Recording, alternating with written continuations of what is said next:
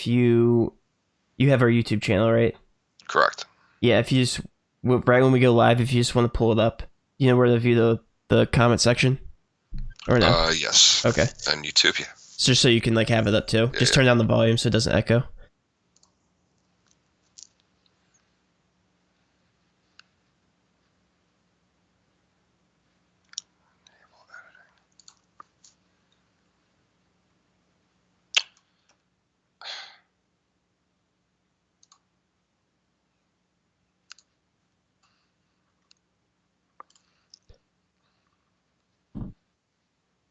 All right.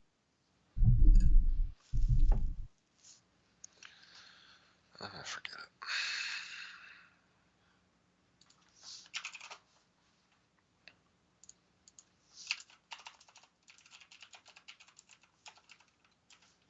it. Look, Daily Grind Pho, and it says Daily Grind Family. Okay. That's a real thing. Yeah. Don't know what that is.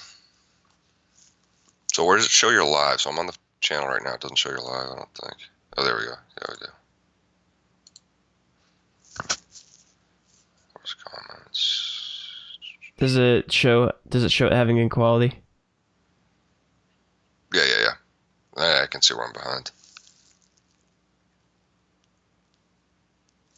Okay, good. All right, I'm gonna tweet out the link here. Okay.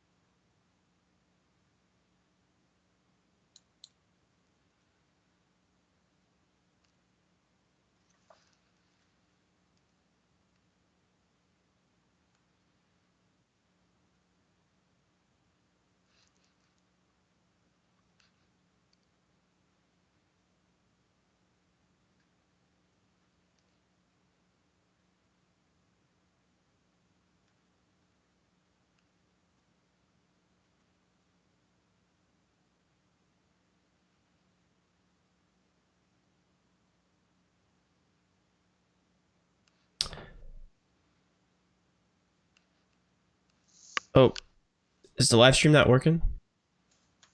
Nope, you're moving. I'm moving. Somebody just came in here and said that the live audio wasn't working. If you guys experience any difficulties with the audio, just let me know.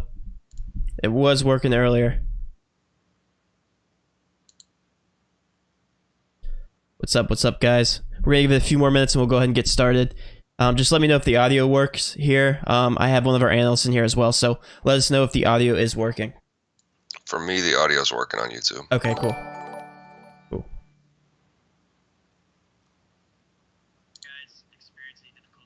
He said now it's up. So Cool. Yeah, I saw that we're having troubles loading, but should be figured out now. I think what I've tried doing is I have a dummy Facebook account up, and I'm trying to load it to both outlets, both YouTube and Facebook. I think that might be why it's having issues, but I think we have it figured out now. I can hear you.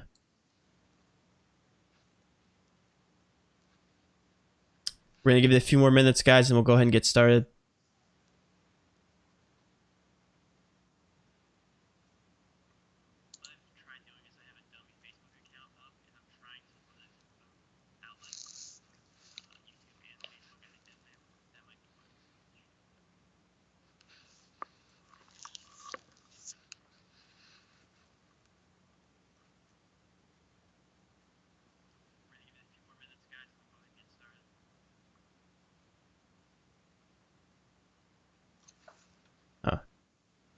I don't know if my internet is messed up or what, because it's not loading the live stream now.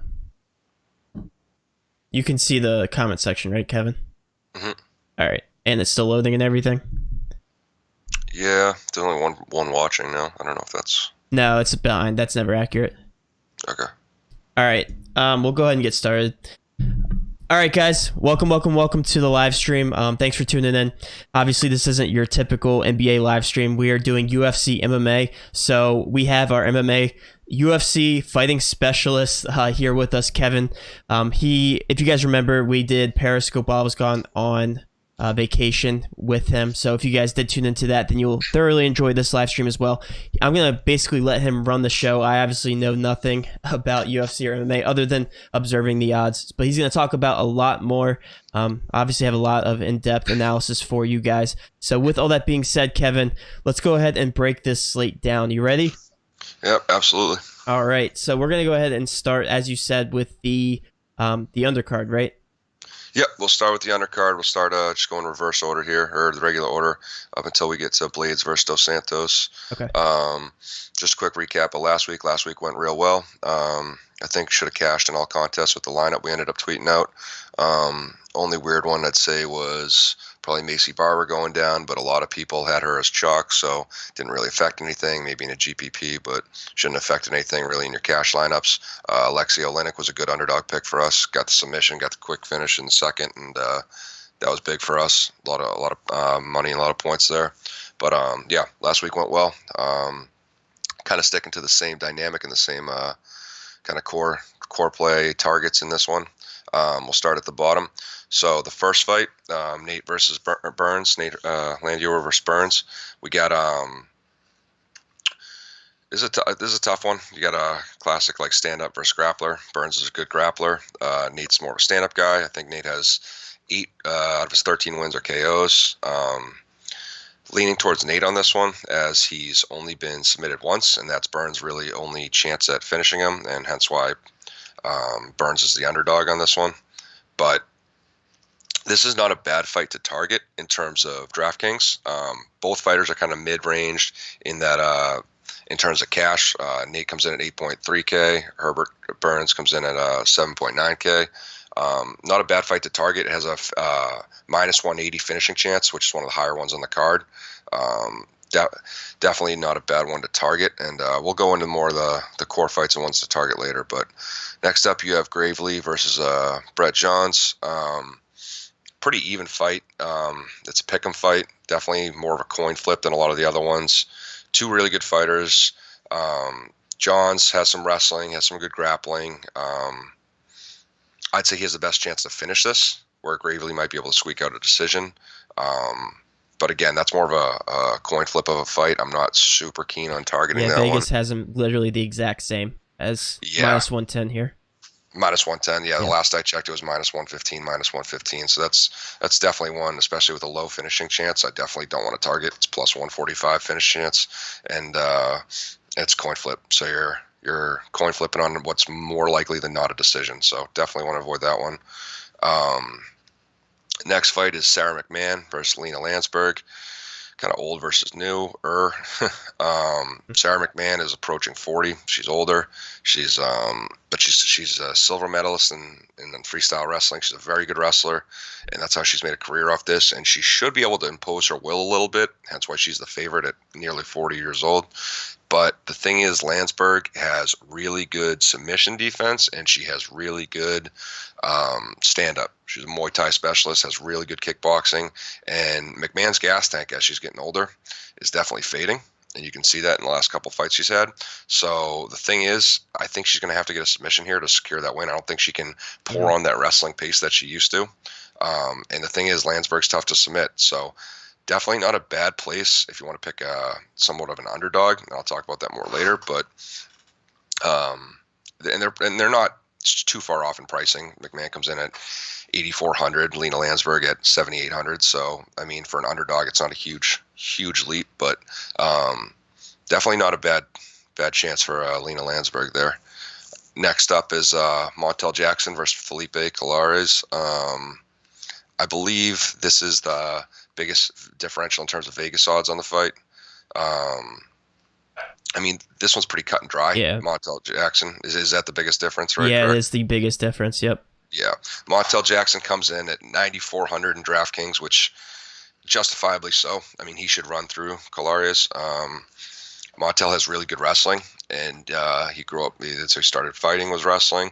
He has really good stand-up too. And the thing is, Kalarius is a jiu-jitsu guy, but to get it there, he's going to have to take Jackson to the ground or catch him with a punch, knock him on his butt, and he's going to have to cover him. But the thing is, it's getting Jackson to the ground is his only chance, I believe, of winning this. I think on the feet, Jackson has a huge advantage, and his wrestling is going to be able to stop him. So that's why you're really looking at this from such a dominant standpoint in terms of the Vegas odds or what they expect to happen, is because nobody really expects Scalarius is going to have enough answers for Jackson or a way to stop him, because he's not going to be able to take him down where he needs to, and he's not going to be able to handle him on his feet. So I have him tagged here at an 88.26% chance to win. I think that's pretty accurate. Yeah, that's pretty accurate. I would agree with that. It also, this fight is going to target because it has a pretty decent finishing chance, minus 135 on the finishing chance for prop bets. Definitely one to target. I mean, I'll get into it a little up the line as we get into similar priced fighters and talk about why this one's probably a little better or the other ones are a little worse, but we'll get there. Lucy Pudilova, Justine Kish. I'll talk about this a little later, maybe in my in the punts. But this is one of those fights that is a little deceptive. You got fighters 1.2K, $1,200 apart. Vegas odds have Pudilova coming in at minus 185, Kish coming in at plus 150. And the one thing I can tell you is this is a much closer fight than advertised, especially with over $1,000 difference between them and DraftKings. But we'll get there in a little bit. Next up, we have Arnold Allen versus Nick Lentz. A little bit of the young versus old dynamic here. Arnold Allen's tough. Arnold Allen's got one loss, and he's something 15-1, so some really good record. Mm-hmm. He's tough. Nick Lentz has a ton of fights under his belt, over 30 fights. He's a vet. He's well-rounded, and I think he's tough to finish. And Arnold Allen coming in at 9.2K. If I'm a betting man, absolutely think he probably will win. But I would rather put my money elsewhere, just because, like I said, Nick Lentz is really tough to finish. Hence why in his career he's only been finished a couple times. And that's why he's coming in. This one's coming at a plus 220 finish chance. And I agree. And you don't want to be spending $9,200 on a plus 220 finish chance. I was just about to touch base on that. It looks like there's a huge difference between Lewis and then like going straight down to Allen. Just like as far as Vegas odds, it looks like Lewis has a far better chance at his price tag. Exactly. So it might make him very low. And not to mention too, I mean, going up there, they put so yeah, that's a great way to look at it too. When you're just looking at the price tag versus the Vegas odds there and the chance I think that he has to win, and then incorporating the finish chance. Talking about that Allen Lentz, what I just say, plus 220. Yeah. Bevan Lewis into Quan Townsend has a minus 145 finish chance. So they think this fight's not going to go the distance. And I would probably agree. I'm probably still going to, for that price tag, fade this fight. But if you want to target this one, especially over Arnold Allen and Nick Lentz, I would understand that. But the thing is, Bevan Lewis, he'll probably win. I can almost guarantee he'll win. I mean, that's a very high chance of winning. But he's still kind of a little unproven. He's still new. And he really is going to have, I think, more trouble than people think finishing Townsend. Townsend's been finished twice in 30 fights. That's it. Just 2 finishes, counting submissions and knockouts. And that's just it's going to be a little bit of a taller task than I think people think to finish him.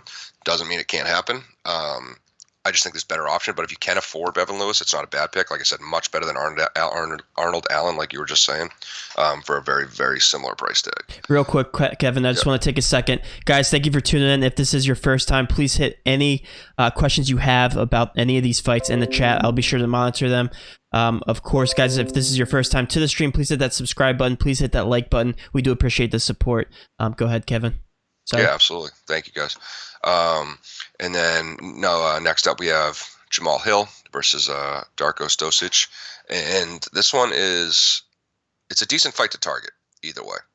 I would personally probably target this fight no matter who you think is going to win, if that makes sense. Why is that? This one has a low. Let me just pull up. I brought up something specifically for this fight. Okay. One sec.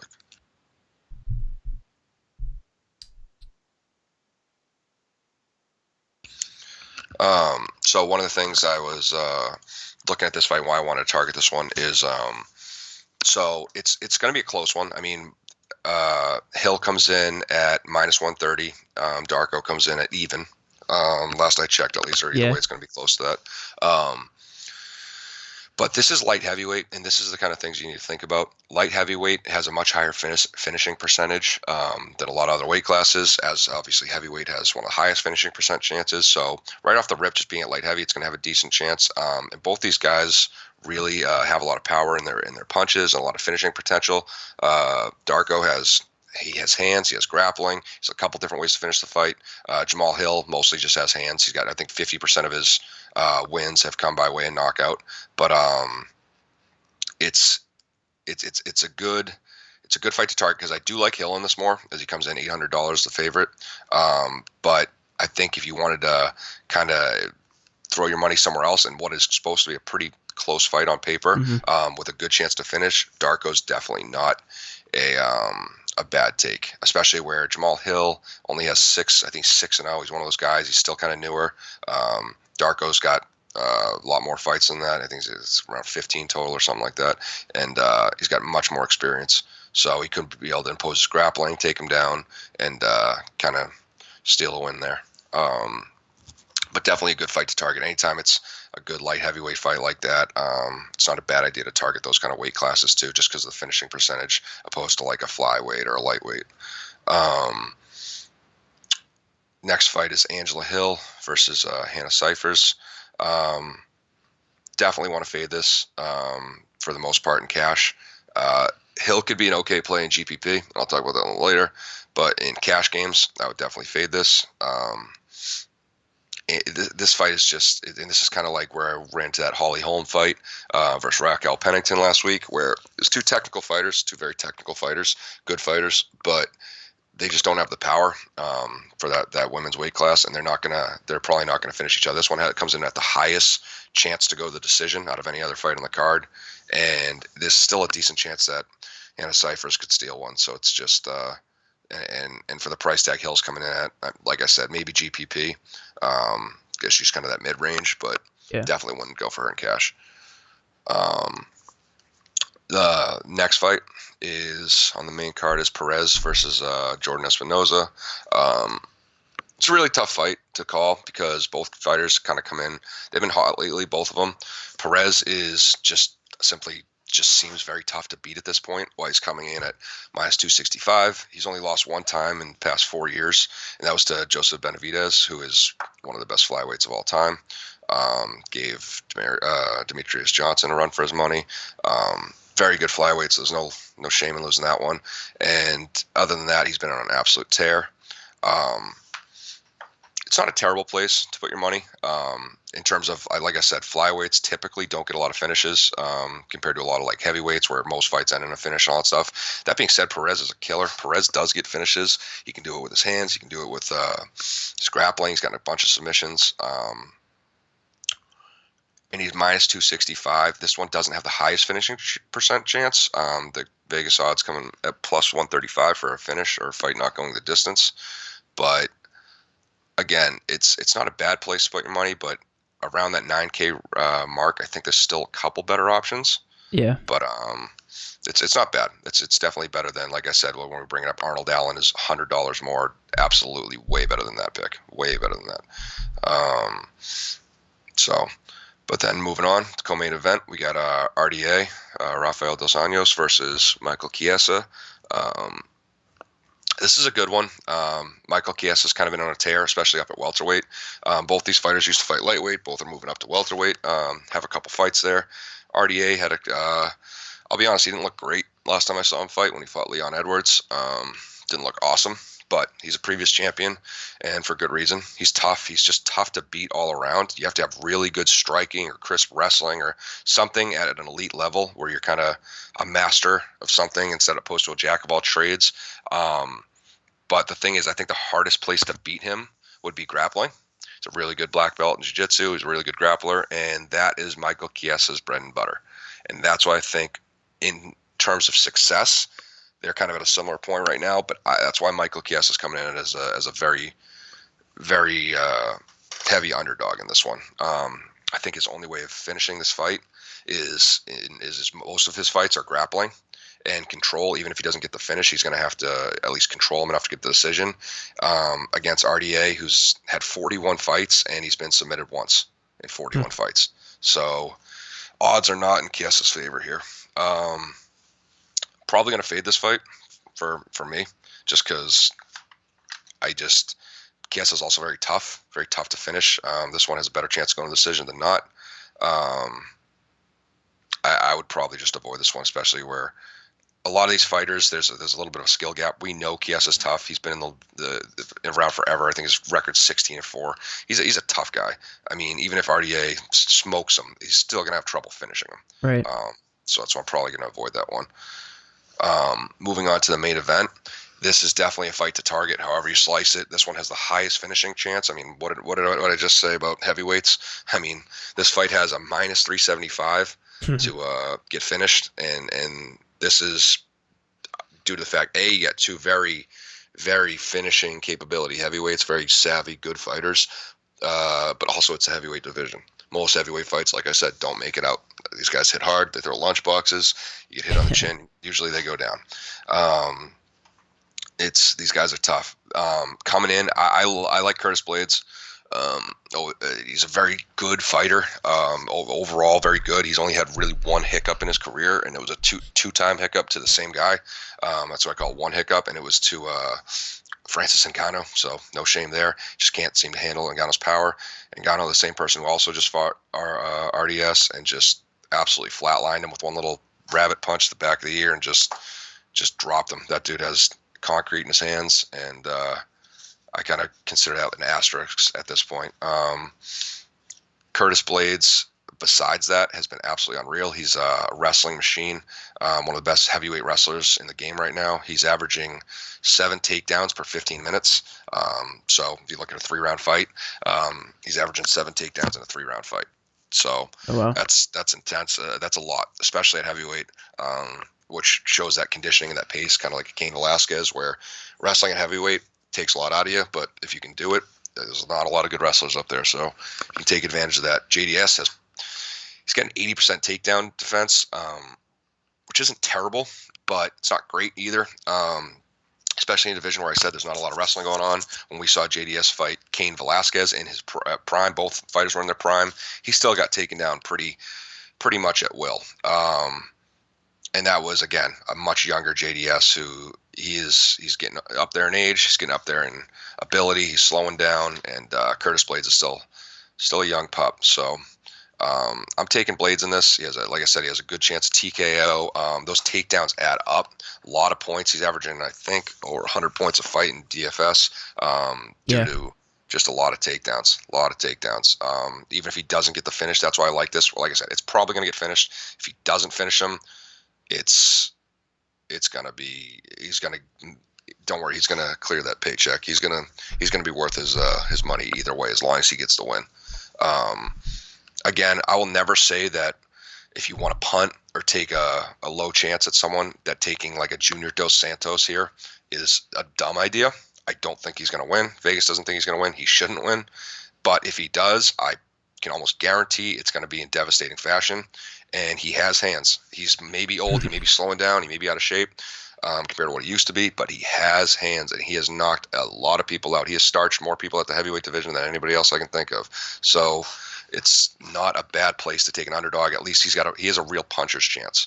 But I would definitely say Blades is the favorite there, and I think he's a target play. Another thing to add here is that it is the main event, so usually the ownership on these guys are just generally higher. So as far as cash, I think Blades, this is just from a DFS perspective, will definitely carry a lot of ownership. Just for that same reason. But let's go ahead and transition, since you just covered all the fights. Do you want to start going over some of your favorite cash and GPP plays? Recap everything. Absolutely. And I think I touched on that a lot. on the way up there. But yeah, definitely a couple things I missed. But just fights I want to target just because of low chance for fights to go to the decision or certain reasons. I want to target Blades versus Dos Santos. The one I obviously just talked about, the main event.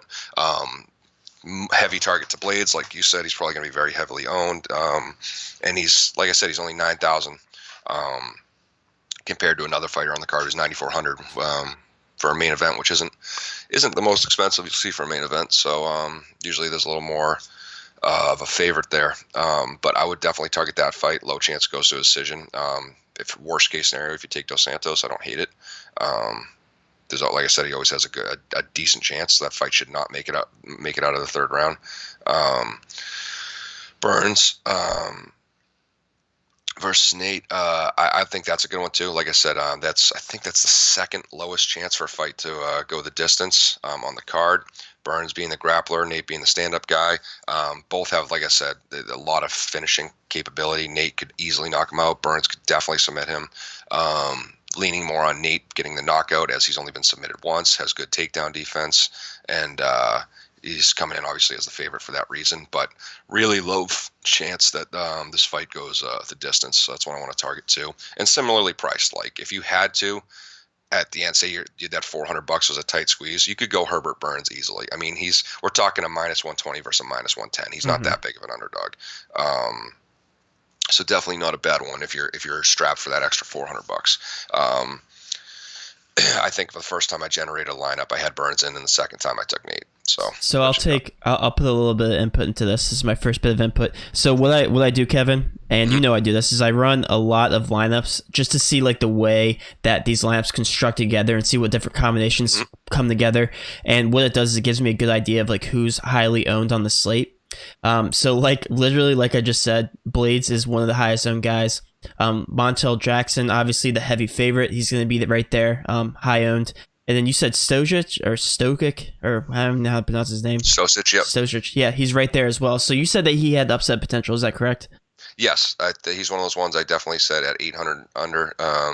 He was one of those ones that has a real chance. Like I said, that's probably close to a 50-50 fight. He's going up against a 6-0, still kind of unproven, and that one has a good chance to end within the 3 rounds. So yeah, I just want to mention those 3. It looks like if I had to build a lineup, I'd probably start with those 3 if I could pay up for somebody like Jackson, and then Blades and Stojic being there. So I just wanted to throw that out there. That was the next one I actually had under my core fights to target was Stosic versus Hill. So same thing.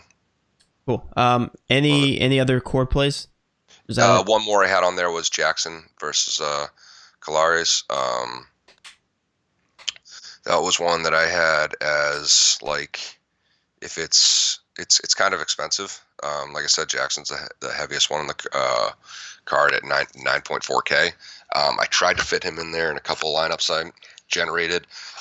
It's tough to have him and Blades. You're going to probably have to take hits other places, or you can still get a bunch of favorites, but you're not going to be able to get maybe some of those mid 8,000 range people anymore, which is okay, to be honest, because some of the mid 8K range ones aren't even that heavy of a favorite, and they're not that.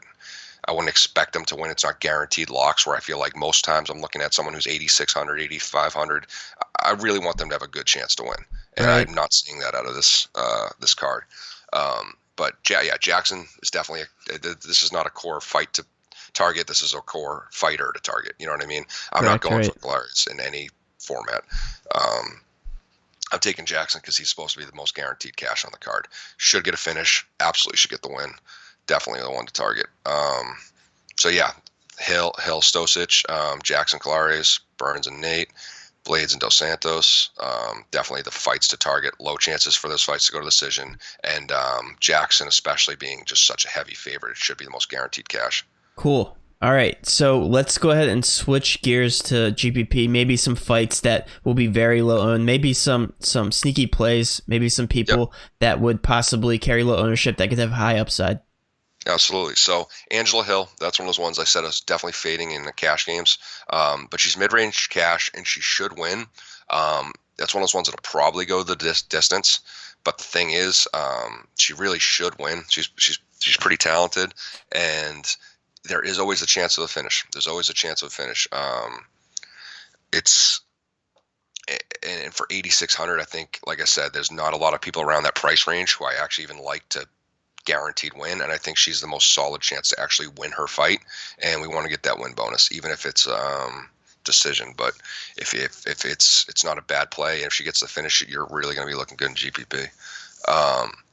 Underdogs in terms of like really reaching for in GPPs, Landsberg. Like I said, she's fighting Sarah McMahon, coming in as the underdog. Very tough wrestler, but she's real cheap. She's real cheap, coming in at 7,800. For an underdog, which I don't think she's really that big of an underdog. Sarah doesn't have the gas tank, as I mentioned. She's nearly 40 years old. I think she's gonna have a hard time finishing Landsberg. Landsberg never been submitted, and I don't think Sarah has the hands or the ground and pound like she used to. I don't think she's going to get a finish anywhere else but a submission against someone who hasn't been submitted. And Landsberg is amazing on her feet. She's got really good stand-up, as I mentioned, really good Muay Thai. And I think if she makes it out of the first round, she might get whipped a little bit in the first round, might get taken down, might get rode out a little bit. But if she doesn't get submitted, I think Sarah's going to have a hard time imposing that same will in round 2 and 3. And she's going to be able to keep her at bay and kind of keep her distance, and she's going to just strike her to death. And if she does, there's a decent chance she gets a finish at that point. It's kind of funny that you say that, because McMahon and both Landsberg are very, very low owned for me when I did those crunches. Yeah, I kind of wanted to fade him in cash. That's why. But yeah. But that's why a lot of people would too. I mean, for Sarah to come in as such a favorite, as not fighting in a while and being so much older and kind of like on a losing streak too. She's been cold. She's been has cage rust. It's a lot of factors going to Landsberg being a very decent swing at an underdog there. And then lastly, for core fights, I'd say Burns. As I talked about before, this fight has a really high finishing chance, and it's a -120 versus -110. There's not a huge underdog there, but I mean, in DFS for MMA, obviously you only pick 6 people, so $400 can go a long way. So if you want to make that $400 switch from Nate to Burns, I don't hate it, and especially in a GPP play where he probably will be lower owned. But has, like I said, just about as good of a chance. I'd put him at like if if Nate's at 55% chance, I'd put him at 45% chance. You know what I mean? It's close. Yeah. It's essentially a close to a coin flip. So definitely don't hate taking Burns there, where I think he's also going to be a lot less owned in GPPs. And then for punts, something else I just have in terms of people, I think that if they're cheap. There's not a lot of punts on this card. There's no main event punts, 5 rounders where you think they can maybe go the distance, hold their own a little bit, win a couple rounds, and put some good points in, even if they lose. It's not quite that kind of card. But the one thing I will say is there's a lot of underdog potential in this card in terms of people who are supposed to lose, but really not by too many justifiable reasons, honestly. Nick Lentz is 7K. And like I said, Nick Lentz, I do think could lose and probably will. But he's fighting Arnold Allen, who I did say is going to have, I think, a hell of a time finishing Nick Lentz. Mm-hmm. It's going to be really tough for him to finish him. That's why when it comes in at such a low chance to close within those 3 rounds. Lentz is a veteran, man. He's fought a long time. He's fought a lot of times. And he has good wrestling. And the reason I mention that is we've seen tons of savvy vets kind of take these new up-and-comers out of their element. We've seen Clay do it. We've seen Uriah Faber do it. They have these young up-and-comers, and they use that kind of wrestling, that old school mentality, and just kind of wear on these guys. And I think Lentz has that ability to kind of steal one, if you will, quote unquote, steal one, because I don't think he should win this. I don't think he wins this more times out of 10 than Arnold Allen, but I think he has a real chance to steal one. And for 7K, it's not a bad. It gives you a lot of option to kind of load your stud money and put money in other places and still take a chance on someone who could win, who could absolutely win. And Nick Lentz always has a real chance. He's a tough, like I said, has over 40 fights. He's a tough veteran, and it's not just throwing 7K at someone who's definitely going to lose. And then lastly for punts is Justine Kish. This one I can't really understand, to be honest, why she's coming in so low. Maybe just both lesser known fighters, but this is one I talked about before. She comes in $1,200 lower than Pudilova, and I just really don't understand that. It's Pudilova is not a good fighter. She's 8-5. Kish is not a great fighter either. She's 6-2. Both are on pretty heavy losing streaks. I think Pudilova is on a 3-fight losing streak, and Kish is on a 2. Pudilova comes in at 0% of my lineups. So just to show you that, I agree with you on that. Yeah, she is not a good fighter. For coming in at, what would I say, 8,700? Yeah, 8,700. That's insane. Where Kish is 7,500. Oh, I'm sorry, 10%. I missed her name, but 10%. So that's not that much better. Yeah, I think a lot of people are just seeing the Vegas odds on that, not looking at the fact this girl's on a 3-fight losing streak and really hasn't fought anybody or beaten anybody. She's fought, I think, 1 or 2 of those losses are what I consider quality, but there's a lot of non-quality losses too. And Kish has good kickboxing. She's got over 20 professional kickboxing fights, and that shows me that, and due to her UFC success, and MMA success, she showed that she can at least stand up with people and has that ability, kind of like that one-punch knockout power, one-kick knockout power, which in a fight that, like I said, both of these women are in pretty heavy losing streaks, and for one to come in over a K cheaper than the other, I'd probably target her, especially if you just want to punt some money away. That's what I would consider almost a coin flip fight for a $1,200 difference. All right, so Kevin, I think we went over everything. Is that right? Are you missing anything else? Nope, that's just about everything I want to cover. Well, it looks like everybody's listening to you because there are no questions. So I'll end it like this, guys. We do post a cash lineup where me and Kevin are literally going to get right off the stream here and build it. And we're going to post that to the website. So if you are interested, it is $5 to get an MMA lineup. But of course, we went over everything possible for this slate. So I know the stream isn't as long as a normal NBA slate, but that's because there's not too much to break down here. Very straightforward. So with all that being said, guys, thanks for tuning in. And any last minute questions, feel free to enter into the chat. But other than that, guys, have a great Saturday, and we will talk to you after this slate. Kevin, any last words? Nope. Thanks, everyone. And hope everyone cashes tonight and watches some good fights.